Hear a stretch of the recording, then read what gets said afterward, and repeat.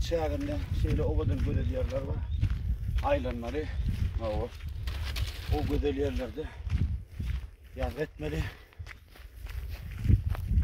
Belki adamlar öyle maskalatı öyle sağlarlar değil zamanı da geliyorlar. Yöne yolu dayarak maşın olması kıyın aslında orada. Buraya da bu da hatta görmem öyle bir cennet. Abi. Ben çüne kaptı tehir ediyor. Bu ki bir şekilde düzeltecek aydım.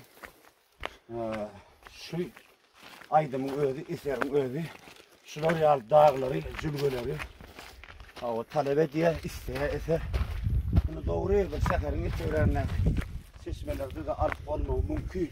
Yönü eserin bir çungur manası var da. Şu taraftan kal verelim. Dostlar görüyor musun? Seyredin. Ne öyle o kadar güzel yerler. Yat değilsin güzel.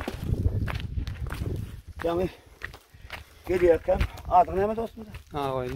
Ağabey gelirken bir kirli mağarayakları. Hakikaten hava temperatürü ne diyeyim bilmem. Yine şu an o kirlilerim ayrılı. Şeyler arasında hava. Göreyim başladı.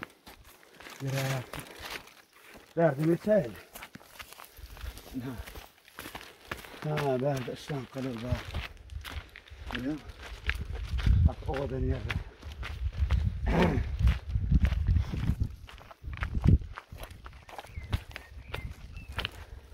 Ha, çeşmeci. Tamam. Ben gördüm başlamış.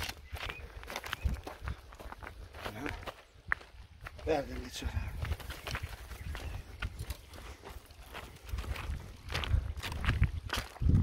Arapta balya atıldı. Ha ondan beyaz